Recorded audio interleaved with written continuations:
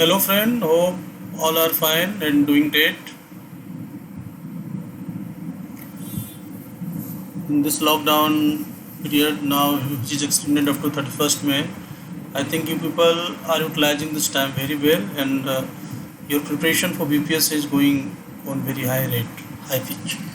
Dear friends, in few earlier sessions we have studied about and we have talked about, we discussed about our strategy and our approach to how to take this BPSC exam and how to get final selection in BPSC exam.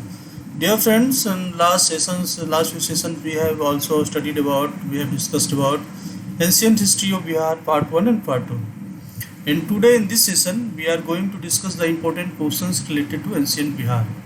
You will find that these questions are very important for the BPSC PT exam, as well as these questions, some of the questions which we are going to discuss now are already being asked in previous BPSC PT exam. So I hope that you people will learn better and try to understand the nature of the questions which are being asked in BPSC exam. Here we will try to do both the things by learning the nature of the question paper which are going to be asked, as well as try to learn the question itself from this session, because so that you need not to do some extra effort to learn the answer of these questions. So the purpose of this session is only this, that we should get acquainted with the possible questions from ancient Bihar for BPSC PT, as well as we will try to remember the solution in this session itself. आपको बाद में extra मेहनत ना करना पड़े, हम लोग ऐसा कोशिश करेंगे कि during discussions we use some method, some techniques, so that we can learn the answer of the questions here only. So let us start, dear friends. First question is that what is true about a study of free history? जो free history, किसी भी इतिहास क्या free history वैसा दौर होता है जो हमारे पास कोई रिटन रिकॉर्ड्स नहीं होता है. तो what are the things which are true about the prehistory? First is literary records are available. Second, stone inscriptions are available. Records of use of metals are available. और only archaeological evidences are available. Dear friends, prehistory is the time of history, period of history जिसका कोई written record हमारे पास नहीं है. What ever archaeological evidences जो मिलते हैं उसी के थ्रू हम जान पाते हैं कि उसका हिस्ट्री कैसा रहा होगा. जो भी इंस्ट्रूमेंट, जो भी टूल्स, जो भी एक्सकवेशंस में मिलते हैं, based on that only history को हम डेवलप करते हैं. So of course that time there was no written records, so literary records are not available. Records of use of metals are available. ये भी नहीं होगा क्योंकि आपको पता है कि मेटल्स जो हुआ है, मेटल का जो डिस्कवरी हुआ है वो लेटर पीरियड्स में हुआ है. Stone inscriptions are available. जब वहाँ पे उसमें कोई रिटन रिकॉर्ड ही नहीं था, उसके पास कोई लिखने की ही कुछ ये नहीं था, तो स्टोन इंस्क्रिप्शन भी नहीं होगा. So it's only the that only archaeological evidences are available. It's a true answer for this question. Let us talk about period of Vedic civilization. जो हमारे इंडियन हिस्ट्री है उसमें है कि एंशियंट हिस्ट्री में प्री हिस्ट्री आ जाता है, इसका कोई रिटन रिकॉर्ड नहीं है. उसके बाद सर्टेन पार्ट्स ऑफ कंट्री में हड़प्पन सिविलाइजेशन और इंडस वैली सिविलाइजेशन डेवलप होता है. उसके बाद वैदिक सिविलाइजेशन आता है और after that Mahajanapada area, Mahajanapada period शुरू होता है. And after that later so many kingdoms rule India. जब हम बात करते हैं वैदिक सिविलाइजेशन का, तो इसका है कि ये इसका पीरियड क्या रहा था. 2500 BC to 1500 BC, 1500 BC to 600 BC, 600 BC to 300 BC, और नन ऑफ द अबव. तो डियर फ्रेंड्स, यहाँ पे हम देखते हैं कि जो ऑप्शन ए है 2500 BC टू 1500 BC, ये इंडस वैली सिविलाइजेशन का पीरियड है. लाइक बाय 600 BC जो 300 BC महाजनपद जब डेवलप हुआ था, महाजनपद जब 16 महाजनपद पावर में आया था, उस समय की बात है. तो एक सही आंसर, इसका जो राइट आंसर है वो 1500 BC टू 600 BC है. इसमें early Vedic period to letter Vedic period दोनों है. 1500 से 600 BC ये वैदिक सिविलाइजेशन का टाइम है, टाइम पीरियड है. 600 BC के बाद महाजनपद शुरू हो जाता है. Let us talk about this.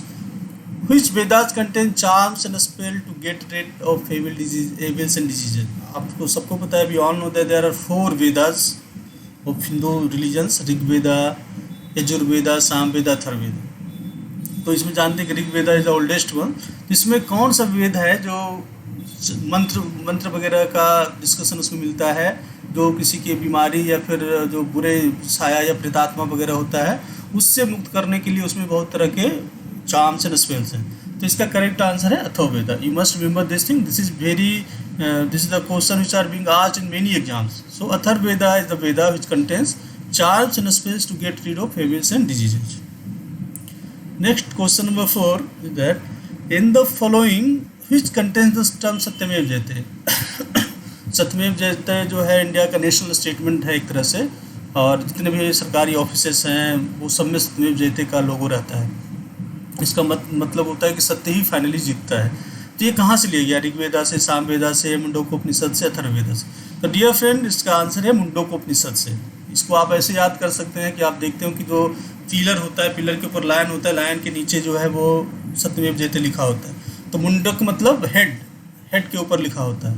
तो जैसे ही सत्यमेव जयते याद आएगा आपको लायन का वो हेड याद आना चाहिए जिसके नीचे ये लिखा हुआ है। तो ये इसका सही आंसर है मुंडकोपनिषद। तो Satyameva Jayate is taken from the Mundakopanishad. Next है among the following janapada which one was a republic. तो हमने अभी 16 जनपदा के बारे में बात किया, तो उसमें से कौन सा जनपद जो है जो इन चारों में से है जो एक रिपब्लिक था। जनरली जो जनपदा थे वो मोनार्कियल थे, मतलब जो किंग होता है उसका बेटा फिर किंग होगा, फिर इसी तरह का प्रोसेस चलते रहता है। लेकिन इनमें से एक ऐसा भी था जो रिपब्लिकन था जिसमें कि जनता ही अपने किंग को चुनती थी। जो इम्पोर्टेंट क्लैंस होते थे वही मिलके राजा का सिलेक्शन करते थे। तो इसका आंसर है बज्जी। बज्जी जो आज हमारा वैशाली वाला एरिया है वो उस समय बज्जी कहलाता था, और वहाँ पे वो republic that time 16 janapada it was a republic, और ये फर्स्ट रिपब्लिक ऑफ वर्ल्ड भी माना जाता है इसे। नेक्स्ट क्वेश्चन है among the following janapadas which was not the part of modern day Bihar. वहाँ जो लेटर वैदिक पीरियड आते आते आर्यंस लोग लोअर मिडिल गंगेटिक वैली में सेटल होने लगे। उसके बाद से जो हिस्ट्री ऑफ बिहार है का एक बहुत ज़्यादा लाइमलाइट में आ गया था, क्योंकि बहुत सारे किंगडम्स यहाँ पे डेवलप होने लगे। अब finally Mauryan empire, Gupta empire यहाँ ने अपना जब शासन शुरू किया तो फिर ये पूरे इंडिया को एक तरह से अपने कंट्रोल में ले लिया था। तो इन दो following janapadas which were not the part of modern day Bihar, तो अंगा, बज्जी, मगधा, अवंती। तो इसमें आप जानते हैं कि अंगा जो आजकल भागलपुर एरिया है, बज्जी जो अब वैशाली एरिया, मगधा जो बिहार का सेंट्रल एरिया है। तो इसमें अवंती है। Avanti was not the part of Bihar, modern day Bihar in 16 Mahajanapada. Next question which Mahajanapada was the southern most part of India. मतलब जो 16 महाजनपदा जो इंडिया में फैले हुए थे नॉर्थ से लेके साउथ के बीच में, तो जो सदर्न मोस्ट पार्ट है, जो सदर्न मोस्ट कौन सा महाजनपद था जिनका एरिया था, तो ये असमक। ये अप टू गोदावरी का जो रिवर बैंक है वहाँ तक फैला हुआ था। तो हम इसमें ऐसे याद करेंगे कि सदर्न मोस्ट पार्ट था असमक।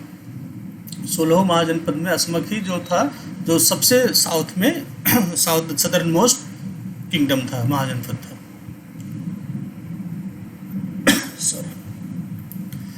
अब हम लोग बात करते हैं क्वेश्चन नंबर 8 का। Among the following which literary source discuss about expansion of Aryan to the northern part of Bihar. हमने देखा कि जो हम जानते हैं कि the earlier settlement of Aryan people on the upper Gangetic valley, gradually the time passes they start settling down the middle Gangetic valley and the lower Gangetic valley. तो जो शतपथ ब्राह्मण है वो डिस्कस करता है कि किस तरह से आर्यन जो है नॉर्दर्न पार्ट ऑफ बिहार, मतलब आज का मिडिल गंगेटिक वैली में आके अपना सेटलमेंट शुरू किया था। तो जो लिटरेरी सोर्स इसके बारे में हमको इन्फॉर्मेशन देता है वो देता है शतपथ ब्राह्मण।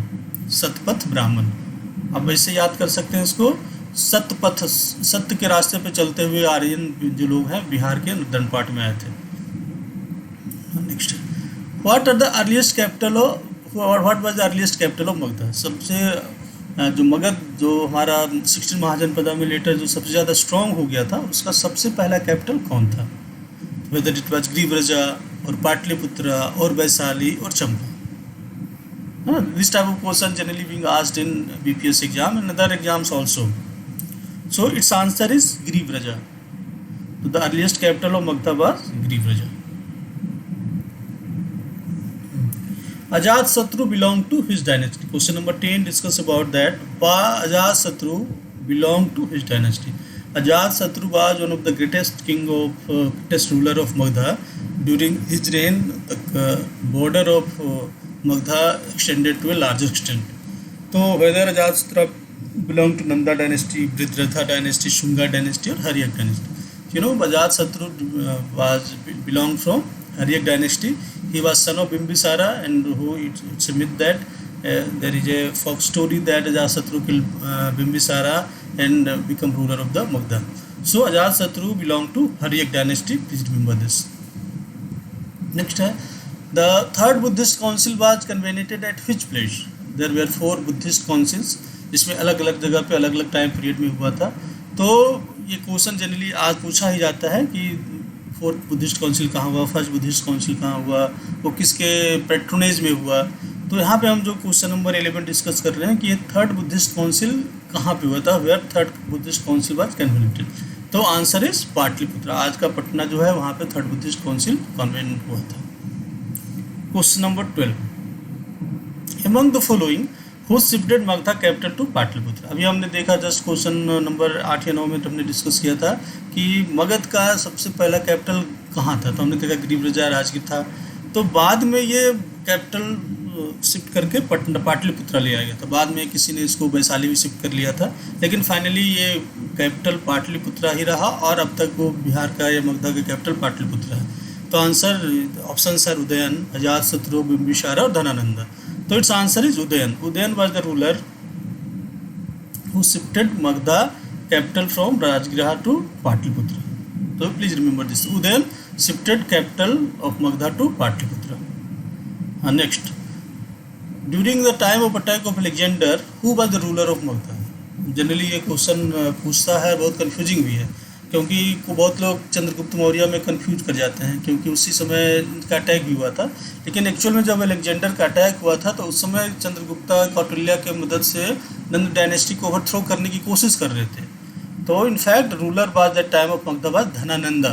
अजातशत्रु, धनानंदा, चंद्रगुप्ता, वृद्रथा. वृद्रथा तो सबसे पहले रूलर थे, अजातशत्रु बाद में आए, उस भी पहले थे. लेकिन जिस समय अलेक्जेंडर का अटैक हुआ था, सिकंदर महान का इंडिया पे अटैक हुआ था, वेस्टर्न इंडिया पे, तो उस समय the ruler of Magadha was Dhanananda. He was one of the very strongest ruler of Magadha. लेकिन Chandragupta with help of Kautilya was successful in dethroning him. तो at the time of attack of Alexander the ruler of Magadha was धनानंदा.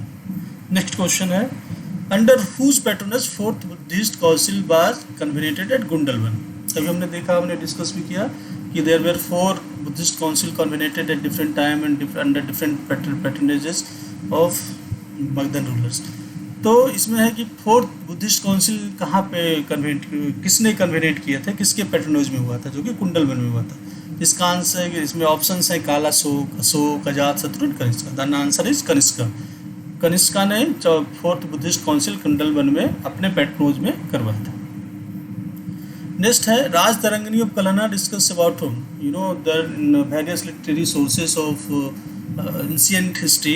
Raj Tarangini is one of the important historical records.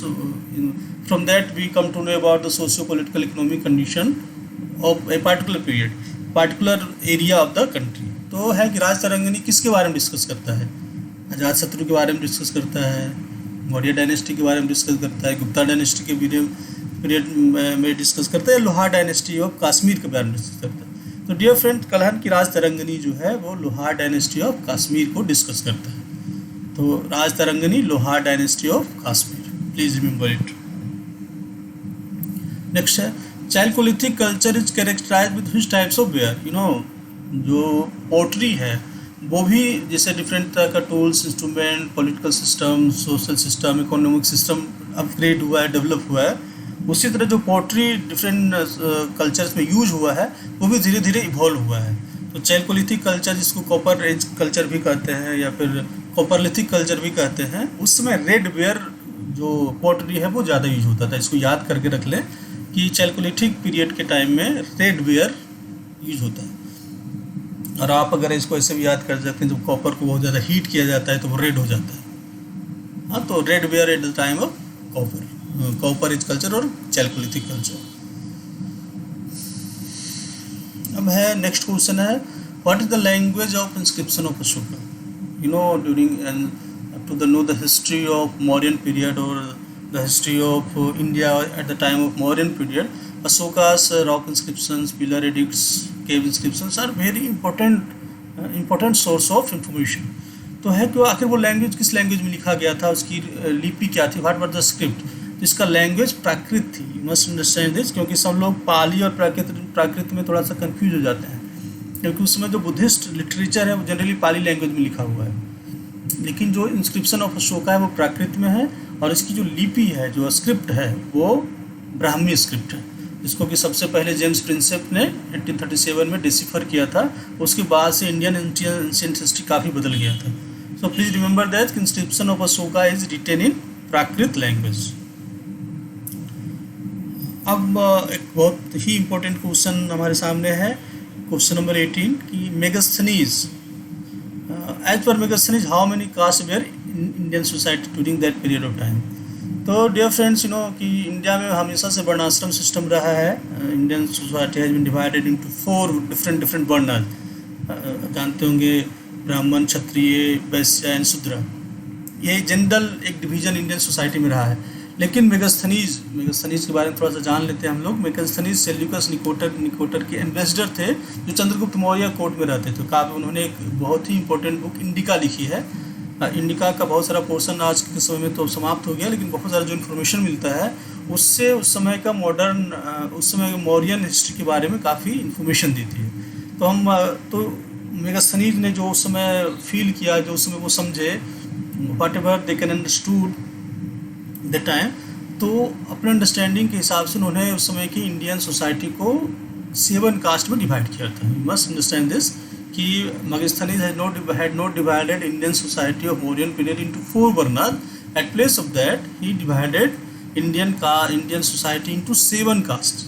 Must remember the 7 castes. इसमें जो है agriculturist या फिर herders को भी इन्होंने एक अलग ये ही रखा था। इवन शॉपकीपर्स एंड जो आर्टिजन्स हैं उनको भी एक अलग कास्ट के रूप में रखा था इन्होंने। तो there were 7 caste Indian society as per the Megasthenes. Next हम बात करते हैं, यू नो क्वेश्चन आप देख रहे होंगे कि क्वेश्चन मिक्स्ड है ना। ये इसलिए किया जाता है ताकि जो इंटरेस्ट आपका बना रहे और उसको लर्न करने में आसानी हो। हमने जो from Vedic age to the Mauryan period के क्वेश्चंस को मिक्सअप करके रखा है, सो दैट कि आपको लर्न करना थोड़ा सा इंटरेस्टिंग हो और आसान हो। हम क्वेश्चन नंबर 19 को डिस्कस करते हैं। ये बात करता है, ये सवाल पूछता है कि जो 16 महाजनपद थे, जो लेटर वैदिक पीरियड के बाद 6th सेंचुरी BC के बाद डेवलप होना शुरू किए हुए थे, तो आखिर इनकी सूची कहाँ से मिलती है कि देयर वर 16 महाजनपद, वो किस रिकॉर्ड से हमको मिलता है, किस लिटरेरी सोर्स से मिलता है, whether it is from Mahabharata, Anguttara Nikaya, Samyutta निकाय और राजतरंगिणी। तो इट्स आंसर इज अंगुत्तर निकाय। अंगुत्तर निकाय जो बुद्धिस्ट लिटरेचर, जिसमें कि 16 महाजनपद की सूची मिलती है। Please remember that 16 mahajanapada, list of 16 mahajanapada available in Anguttara Nikaya. Question number 20, जीवक was a physician of which ruler? You know, जीवक considered as one of the ancient and the greatest physician of the time. तो जीवक के बारे में हमेशा कुछ कहीं ना कहीं प्रश्न आता ही है, और बहुत इम्पोर्टेंट ये है तो है कि जीवक किसके फिजिशियन थे। Whether he was in the period of Brihadratha, Bimbisara, Chandragupta और शिशुनारा। तो आंसर है इसका बिंबिसार। जीवक जो थे बिंबिसार के फिजिशियन थे, राजवैद्य थे, एक तरह से कह सकते हैं। इसी से रिलेटेड क्वेश्चन नंबर 21 है, Jivaka the great physician was sent to treat ruler of his janapada. आपने देखा कि क्वेश्चन नंबर 20 में देख रहे हैं हम लोग कि जीवक जो थे वो राजा बिंबिसार के फिजिशियन थे। तो बिंबिसार ने एक फ्रेंडली पॉलिसी अपनाया था, उन्होंने मैट्रिमोनियल पॉलिसी अपनाया, मगधा की सीमा को विस्तार करने के लिए, मगधा को और ज़्यादा पावरफुल बनाने के लिए। अजातशत्रु ने वार की पॉलिसी अपनाया, कन्फ्लिक्ट की पॉलिसी अपनाई थी। तो उसके पहले उनके पिता father Bimbisara has followed the policy of cordial relation to their nearby janapadas to make the Magadha a powerful kingdom. तो इसी परिप्रेक्ष्य में, इसी कोर्डियल रिलेशन को बनाने के लिए जीवक द ग्रेट फिजिशियन को बिंबिसार ने किसी एक रूलर के ट्रीटमेंट के लिए भेजा था। तो that was the answer is Avanti. Avanti के रूलर जो प्रद्योत थे, उनको जॉन्डिस की बीमारी हो गई थी, उनको ठीक करने के लिए जीवक ने भेजा था। उसके बाद से दोनों का रिलेशन काफ़ी अच्छा रहा, काफ़ी स्ट्रॉन्ग हो गया था। Next question number 22, among the following who claim to be Ekarat, इधर बिंबिसारा, महापद्मनंदा, धनानंदा, अजातशत्रु। एकराट मतलब एक छत्र सम्राट जो पूरे इंडिया का हो, पूरे एरिया का एक छत्र सम्राट हो। तो महापद्मनंद जो है नंद वंश के रूलर थे, उन्होंने he was very powerful ruler और मगधा को काफ़ी बड़ा एरिया में एक्सटेंड किया था। मगधा की बाउंड्री काफ़ी बड़े एरिया में एक्सटेंड किया था, साथ में बहुत सारे रूलर को डिफीट भी किया था डिफरेंट बैटल्स में। तो और जब कोई इनको सामना करने के लिए रेडी नहीं रहा, there was no power to tackle him, there is no power to confront him, तो उन्होंने अपने आप को एकराट नाम का एक टाइटल खुद को दिया था, and that ruler was Mahapadmananda. Mahapadmananda Nanda ruler के थे और उन्होंने अपने आप को एकराट का टाइटल दिया था। Next question 23, Chirand an important excavation site for ancient history of Bihar, ये किस डिस्ट्रिक्ट में है? चिरांद आप देखेंगे कि वहाँ नियोलिथिक से लेके चैल्कोलिथिक से लेके लेटर पीरियड तक में जो है उनका कुछ न कुछ सोर्स ऑफ इंफॉर्मेशन एक्सकवेशन से मिला है। तो archaeological source of point of view से Chirand is a very important place in Bihar for the history of Bihar as well ancient Indian history से भी। तो चिरांद आखिर है कहाँ? ये बिहार के किस डिस्ट्रिक्ट में है? Whether it in Patna, whether it is in Sasaram, in Purnia और इन सारण। तो answer is Saran. Chirand is in Saran district of Bihar. Question number 24, A scripts of Ashoka's rock and pillar edicts were deciphered by, अभी हमने देखा कि जो अशोका का रॉक एडिक्ट, पिलर एडिक्ट, केव inscription वगैरह है, उसमें जो लैंग्वेज है वो प्राकृत है और जो स्क्रिप्ट है वो ब्राह्मी है। तो बहुत किसी ने आज तक उसको डिसिफर करने की कोशिश भी की थी, तो वो सफल नहीं हो पाए थे। They could not find out कि what the things are written in that. Finally James Prinsep 1837 में जो ब्रिटिश थे, उन्होंने इसको डिसिफर किया। उन्होंने समझा कि बहुत मेहनत करने के बाद फाइंड आउट किया कि आखिर उसमें क्या लिखा हुआ है। तो answer is James Prinsep. James Prinsep is the person who first deciphered the script of अशोका's rock and pillar edict. तो ये must remember this questions are generally being asked. James Prinsep, James prince Ashoka खुद एक Prince थे, तो उन्हीं का उनका जो इंस्क्रिप्शन था, फाइनली जेम्स प्रिंसेप नाम के एक प्रिंस ने उनको डिसिफर किया था। आप इसको ऐसे याद कर सकते हैं, you can learn like this. James Prinsep deciphered the edicts of prince Ashoka, you can remember like this. Next है, how many cave inscription of Ashoka are found at Barabar. Barabar is a very important historical sites in Bihar. It's found between, आप अगर कभी पटना से गया जाते हैं तो जहानाबाद और गया के बीच में बराबर की बहुत सारी पहाड़ियाँ, छोटी छोटी पहाड़ियाँ हैं, और अगर कभी टाइम मिले तो you must visit this place. तो यहाँ पे there are 3 cave inscriptions of Ashoka वहाँ पे मिलते हैं। तो there are 3 cave inscription of Ashoka at Barabar hills.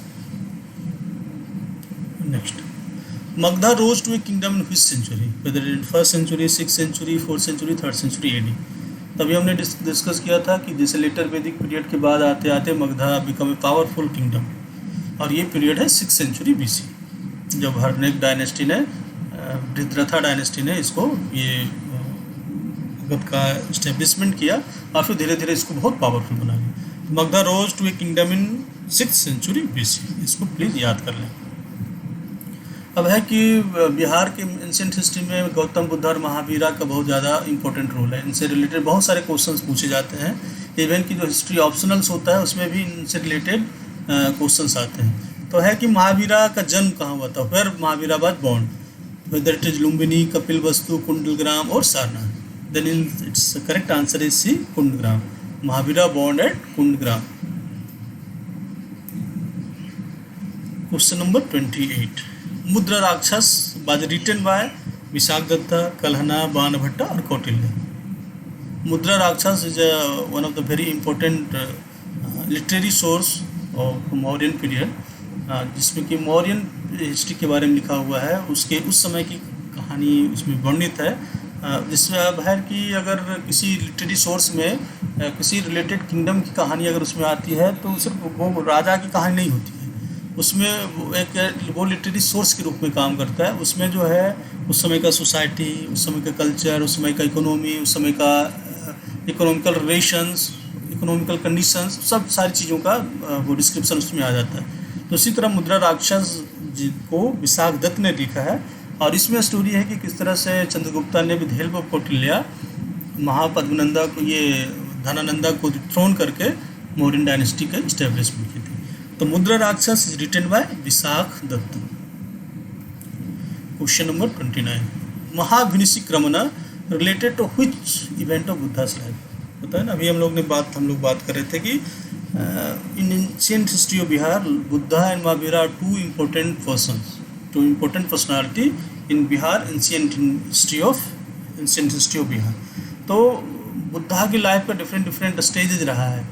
कभी उन्होंने घर छोड़ा, उसके बाद उन्होंने तपस्या की, फिर उनको ज्ञान की प्राप्ति हुई, फिर फाइनली उन्होंने अपना प्राण त्याग किया। तो डिफरेंट स्टेजेज में डिफरेंट शब्दावली यूज होता है, डिफरेंट टर्मिनोलॉजी यूज के लिए यूज होता है। तो महाविनिशिक्रमण जो है वो बुद्धा के किस लाइफ के किस इवेंट को ये करता है, whether it was birth, death, sermon और लिविंग हाउस। तो महाविनिशिक्रमण उनके घर छोड़ने की जो ये इवेंट है उसको डिस्कस करता है, उसके बारे में बताता है। तो Mahabhinishkramana related to Buddha's living house of Buddha. 30, Swapnavasavadatta was written by Swapnabas Datta is one of the important literary source of ancient Bihar. Whether it was written by Bhartrihari, Kalidasa, Bhasa or Kalana. Its answer is Bhasa. Swapnavasavadatta Bhasa, मतलब कोई अपने स्वप्न को different भाषा में वो state कर रहा है, डिस्क्राइब कर रहा है, या बाधित कर रहा है, या बोल रहा है। तो आप इसको इस तरह से याद कर रहे हैं, स्वप्नबास दत्ता रिटन बाय भाषा। अच्छा, अब है कि क्वेश्चन नंबर 31 पे हम लोग आते हैं। इसमें हम लोग बात करते हैं कि ओल्डेस्ट जैन टेक्स्ट कौन सा है, which one is oldest Jain text. जैसे महाजनपद पीरियड के बाद का जो टाइम है उसकी हिस्ट्री के बारे में जो बुद्धिस्ट एंड जैन लिटरेचर है वो काफ़ी हेल्पफुल होता है। तो सबसे पुराना जैन टेक्स्ट कौन है, which one is oldest Jain text. 14 पर्व, 12 उपांगा, दिव्यवदाना और 12। Then this answer is 14 Parva. 14 Parva is the oldest Jain text. Now talk about question number 32. Ashoka as a king found in which inscriptions? जैसे जब तक 1837 में जेम्स प्रिंसेप के द्वारा इसको इनके जो स्क्रिप्ट है उसको डेसिफर नहीं किया गया था, तब तक अशोका के बारे में बहुत ज़्यादा इन्फॉर्मेशन इंडियंस को मालूम नहीं था, उनके हिस्ट्री के बारे में लोगों को मालूम नहीं था। लेकिन जब फाइनली उन्होंने डिसिफर किया जेम्स प्रिंसेप ने, तो फिर अशोका के बारे में लोगों को पता चलना शुरू हुआ। तो अब है कि अशोका किंग थे, ये कहाँ से पता चलता है, किस इंस्क्रिप्शन से पता चलता है। इधर it is Allahabad pillar, Rummindei pillar, Bhabru edicts और वैशाली पिलर। तो इट्स अ भाब्रू एडिक्ट्स। इसी से पता चलता है कि Ashoka was a king, declare himself as king. तो Ashoka as a king found in Bhabru edicts inscription. Hope you people are understanding this pattern of question as well as जो भी क्वेश्चन हम लोग डिस्कस कर रहे हैं, you are getting remembered, you are remembering this thing also, so that no extra effort need to be required to learn all this things. हम लोग discuss करते करते साथ साथ इसको लर्न भी करते चलेंगे। Question number 33, dominance of Chandragupta in western India is evident in which inscription. हमने देखा किया कि धननंदा को हटा Chandragupta Maurya become ruler of Magadha, और धीरे धीरे करके उन्होंने अपना डोमिनेंस पूरे एरिया पे, पूरे ऑलमोस्ट ऑल ओवर इंडिया पे कर लिया था। तो वेस्टर्न इंडिया में जो इनका डोमिनेंस था वो कहाँ से पता चलता है। It is Sopara inscription, Junagadh inscription of Rudradaman, Girnar inscription of Ashoka और कलिंगा इंस्क्रिप्शन। तो इसका आंसर है Junagadh inscription of Rudradaman which describe the dominance of Chandragupta in western India. अब है नेक्स्ट हम बात करेंगे question number 34, Chandragupta palace of Pataliputra was built of. जो आज भी जो कुम्भरार में उसका भग्नावशेष बचा हुआ है, तो है कि वो जिसमें बड़े बड़े पिलर्स हैं, तो वो है कि आखिर वो किस चीज़ से बना हुआ था। तो it was generally question options हैं स्टोन्स, वुड्स, क्ले और ब्रिक्स। तो Chandragupta palace of Pataliputra was built of woods. उसका जो फ्लोरिंग था और जो ऊपर का जो कवरिंग एरिया था वो वुड से बना हुआ था। तो Chandragupta palace of Pataliputra was considered is built of woods. फिर हम देखिए ऋग्वेदा के बारे में करेंगे। Which mandal of Rigveda is devoted to Soma. 10 mandal है ऋग्वेद में, तो उसमें जो सोमा है, सोमा जो एक तरह का पेय पदार्थ होता है, आज के समय में जो वाइन वगैरह की बात कर सकते हैं, सोमरस उस तरह से उस समय के पीरियड में था। तो ये किस मंडल में डिस्क्राइब है, किस ऋग्वेदा के किस मंडल में सोमा के बारे में मिलता है? तो ये 9th मंडल है। 9th Mandal of Rigveda is debated to Soma. अब है next question 36। Dasharajya war was fought on the bank of which river? एक इंडियन हिस्ट्री, एंशिएंट हिस्ट्री में 10 राज्यवारी का महत्व आता है, जिसमें तक 10 राजाओं ने मिलकर युद्ध किया था। तो ये किस नदी के किनारे हुआ था, किस बैंक में हुआ था? Whether it was Kaveri, whether it was Ganga, Parushni और यमुना। तो ये 36 10 राज्य वार जो है generally considered as the event of early Vedic period का। तो उस समय तो गंगा रिवर वगैरह बहुत ज़्यादा सेटलमेंट नहीं हुआ था, कावेरी वगैरह में तो था ही नहीं, जमुना में भी बाद में सेटलमेंट हुआ। तो परुसनी रिवर के ऊपर इसको माना जाता है दशराज्य वार हुआ था। Please remember this thing, Dasharajya war was fought on the bank of river Parushni. Question number 37। Among the following who was the king of Avanti? हम लोग भी डिस्कस किए थे ना कि जीवक जो बिंबिसार के राजवैद्य थे, फिजिशियन थे, उन्होंने ट्रीटमेंट के लिए भेजा था किसी अवंती के राजा को। तो वो प्रद्योति थे, जिनके ट्रीटमेंट के लिए बिंबिसार ने अपने जीवक को भेजा था। तो among the following who was the king of Avanti? Jarasandha, Shishunaga, Kalashoka और Pradyota. That's right answer is Pradyota. Let us move to question number 38। Who was the last ruler of Haryanka dynasty? Haryanka dynasty में हमने देखा था ना, जो बिंबिसार थे, अजातशत्रु थे, सब हर्यक डायनेस्टी से ही आते हैं। तो who was the last ruler of Haryanka dynasty? whether he was Nagadashaka, Shishunaga, Ripunjaya और Kalashoka. The answer is Nagadashaka. इसी को डिथ्रोन करके शिशुनाग वंश की स्थापना हुई थी। तो the last ruler of Haryanka dynasty was Nagadashaka. Question number 39। Pulika was a minister under which dynasty rule? Pulika एक मिनिस्टर किस डायनेस्टी के अंदर एक मिनिस्टर थे, मंत्री थे? बृहद्रथा, शिशुनागा, मौर्य और गुप्ता। तो पुलिक बृहद्रथा डायनेस्टी से थे और एक मंत्री थे, और जिन्होंने कि लास्ट रूलर की हत्या करके फिर इस डायनेस्टी को खत्म किया था। तो Pulika was a minister of Brihadratha dynasty. Let us talk about question number 40। Meeting of Ajatashatru with Buddha found mention in which inscription? Ajatashatru को बुद्धा का कंटेम्प्रेरी माना जाता है। बिंबिसारा और अजातशत्रु को बुद्धा का कंटेम्प्रेरी माना जाता है। तो ऐसा प्रसंग आता है कि अजातशत्रु और बुद्धा में मीटिंग हुई थी। तो है कि इसका मेंशन कहाँ मिलता है? Whether it in Vaishali inscription और भरूच इंस्क्रिप्शन, इलाहाबाद इंस्क्रिप्शन और रामपुरवा इंस्क्रिप्शन। तो meeting of Ajatashatru with Buddha found mention in Bharuch inscription. Please remember this, Ajatashatru and Buddha Bharuch inscription में मिलने का जो डिस्क्रिप्शन है, का जो इन्फॉर्मेशन आता है, भरूच इंस्क्रिप्शन से आता है। Buddha Ajatashatru met at Bharuch. आप you can remember like this, Buddha Ajatashatru met at Bharuch. Question number 41। Exploits of Nanda rulers to Kalinga mentioned in which inscription? मतलब अभी हम लोगों ने बात किया था, महापद्मनंदा ने नंदा डायनेस्टी को बहुत के समय में मगधा का जो बॉर्डर था उसको काफ़ी दूर तक एक्सटेंड कर लिया था। तो उसी में बताया, जैसे उन्होंने, आपने देखा कि महापद्मनंदा ने अपने आप को एक राट की उपाधि भी ली थी। इसलिए लिया था कि उन्होंने काफ़ी सारे जो रूलर्स थे उसको उन्होंने हराया था। तो उन्होंने कलिंगा तक पे अटैक करके उसको एक्सप्लॉइट किया था। इस बारे में इंफॉर्मेशन हमें कहाँ से मिलती है? तो ऑप्शन से हमारे बराबर cave inscription, Bharuch inscription, Sanchi inscription और हाथी गुम्फा इंस्क्रिप्शन ऑफ खारवेला। तो इट्स करेक्ट आंसर इज हाथी गुम्फा इंस्क्रिप्शन ऑफ खारवेला, जिससे हमें पता चलता है कि नंदा रूलर ने कलिंगा को भी एक्सप्लॉइट किया था। Let us talk about question number 42। In modern administration Sannidhata was head of which department? अगर हम एंशिएंट हिस्ट्री में मॉडर्न एडमिनिस्ट्रेशन के बारे में बात करते हैं तो काफ़ी एलेबरेट एडमिनिस्ट्रेटिव सिस्टम वहाँ पे मिलता है। Different officers defined with particular type of job, particular type of duty, city administration, rural administration, है ना, प्रोविंशियल एडमिनिस्ट्रेशन, सेंट्रल एडमिनिस्ट्रेशन, काफ़ी डिटेल एडमिनिस्ट्रेटिव सिस्टम हमें मिलता है। तो उसमें बहुत सारे ऑफिसर्स हुआ करते थे, उसमें से एक ऑफिसर है सन्निधाता। तो Sannidhata was head of his department, whether he was head of major department, mining department, royal treasury और salt department. Its answer is royal treasury. तो Sannidhata was head of the royal treasury department, royal treasury, Sannidhata royal treasury. Now let us move to question number 43। How many major rock edicts of Ashoka are found? हमने देखा कि जो अशोका ने धर्म के प्रचार के लिए और भी डिफरेंट ऑर्डर्स पास करने के लिए, अपना इंफॉर्मेशन देने के लिए रॉक एडिक्ट्स, पिलर एडिक्ट्स, केव इंस्क्रिप्शन ये करवाया था। तो उसमें जो मेजर रॉक एडिक्ट्स कितने हैं, 10, 9, 14 और 21। तो answer is 14। There are 14 major rock edicts inscribed by Ashoka, established by Ashoka.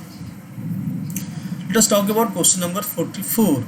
Who was the last ruler of Maurya dynasty? कुनाला, संप्रति, बृहद्रथ और अग्निमित्र।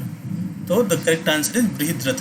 आप देखें इसमें थोड़ा कंफ्यूज होने की जरूरत नहीं है।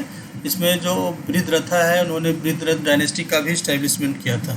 तो ये बृहद्रथ वो नहीं है, ये बृहद्रथ मौर्य डायनेस्टी के हैं जो कि लास्ट रूलर थे। इन्हीं को रिमूव करके फिर दूसरी डायनेस्टी सुंग डायनेस्टी का स्थापना हुआ था। तो by the last ruler of Mauryan dynasty, तो it's Brihadratha. Mauryan dynasty was succeeded by which dynasty? Next question आता है कि जब बृहद्रथ, अभी हमने देखा क्वेश्चन नंबर 44 में कि Brihadratha was the last ruler of Mauryan dynasty. तो फिर आखिर उनको हटा के, उनको रिमूव करके फिर किस वंश की स्थापना हुई, कौन सा डायनेस्टी मगध को रूल करना स्टार्ट किया? तो Mauryan dynasty was succeeded bye Sunga dynasty. Please remember this. Mauryan dynasty was succeeded by Sunga dynasty. Not Satvahana, not Kanva, or not Gupta. It was Sunga dynasty who succeeded Mauryan dynasty. Question number 46. Which of the following was not the part of Ashoka kingdom? आपने देखा कि Mauryan period आते आते जो मगध की territory थी, मगध की boundary थी, वो almost all over India and western India, north western में काफ़ी दूर तक फैली हुई थी। तो इसमें है, ये क्वेश्चन बहुत ट्रिकी टाइप का है कि which following in the following which are not the part of Ashoka kingdom, whether it was Ceylon, Afghanistan, Kalinga और कौशल। आप देखते होंगे कि आप जब हिस्ट्री, एंशिएंट हिस्ट्री के बारे में पढ़ेंगे तो अशोका ने बौद्ध धर्म के प्रचार के लिए बहुत ज़्यादा एफर्ट लगाया था। उन्होंने दूर दूर तक अपने लोगों को भेजा। उसी में अपनी डॉटर संघमित्रा को श्रीलंका भी भेजती है एमिसरी के रूप में। तो सिलोन का जिक्र आता है अशोका मौर्यन डायनेस्टी के समय में। तो जैसे ही अगर ये प्रश्न आता है तो सिलोन आता है तो लोग कन्फ्यूज हो जाते हैं कि सिलोन से तो शायद अशोक का अच्छा कॉन्टेक्ट था, तो कैसे किंगडम का पार्ट नहीं था। तो लेकिन आंसर है सिलोन है, क्योंकि सिलोन के साथ फ्रेंडली रिलेशन था, वो उसके किंगडम का पार्ट नहीं था। तो among the following which was not the part of Ashoka kingdom is Ceylon. इसमें अफगानिस्तान, कलिंगा और Kosala was the part of Mauryan empire. Question number 47। Which dynasty give maximum donation to temples and Brahmin? हम लोग अब गुप्ता पीरियड में आते हैं कि उस समय जो समय था वो जैन धर्म, बौद्ध धर्म का काफ़ी ज़्यादा ही प्रभाव समाज में हो रहा था। तो बाद में गुप्ता एम्पायर का जब इस्टेब्लिशमेंट हुआ, Gupta empire came to throne of Magadha, तो इन्होंने ब्राह्मण और टेम्पल्स को भी काफ़ी लार्ज नंबर में डोनेशन दिया इनके प्रसार के लिए, सो दैट हिंदू धर्म को फिर से इस्टेब्लिश करने के लिए, उनको और ज़्यादा स्ट्रॉन्ग करने के लिए गुप्ता एम्पायर के किंग्स ने टेम्पल्स एंड ब्राह्मणों को लार्ज अमाउंट में डोनेशन दिया था। Let's talk about question number 48। Ajivika cult, जैसे बुद्ध जैन की तरह उसमें एक आजीबा कल्ट भी डेवलप हुआ था बिहार में। तो who founded Ajivika cult? Ananda, Upali, Makkhali Gosali और Mahavira. Correct answer is Makkhali Gosala. Ajivika cult was founded by Makkhali Gosala. अभी भी इसका कहीं कहीं आजीबा कल्ट के कुछ पार्ट इंडिया या बिहार में कुछ जगह पे इनके फॉलोअर्स मिलते हैं। Question number 49। Fahien visited India during the reign of? Fahien जो चाइनीज़ ट्रेवलर थे, आप इंसान के बारे में पढ़ते हैं, फाहियान के बारे में पढ़ते हैं, जो चाइनीज़ ट्रेवलर थे जो इंडिया को ट्रेवल किया था, और वो काफ़ी कुछ इंडिया के बारे में अपने ट्रेवल डायरी में लिखा है उन्होंने। तो इसी में क्वेश्चन आता है, Fahien visited India during the reign of? Fahien visited India during the reign of Chandragupta II। इसका आंसर है कि फाहियान चंद्रगुप्ता II के समय में, गुप्ता डायनेस्टी के रूलर चंद्रगुप्ता II के समय में India. Let us now reach to question number 50। It is last question of this session. Kautilya was an academician which university? आपने देखा होगा कि एंशिएंट इंडिया में बहुत सारी यूनिवर्सिटीज़ थी इंडिया में, जो कि एजुकेशन और उसके बहुत बड़े सेंटर के रूप में डेवलप हुए थे। उसमें कौटिल्य भी एक एकेडमिशियन थे।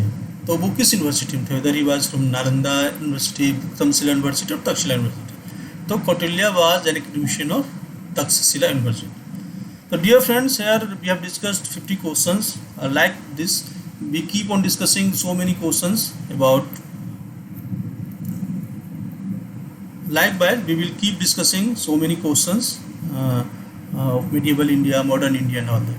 Hope you must understood all these type of things, all these questions, and hope you will keep practicing and keep learning. Thanks a lot. हम लोग फिर नेक्स्ट सेशन में हम आगे देखेंगे. Thanks a lot.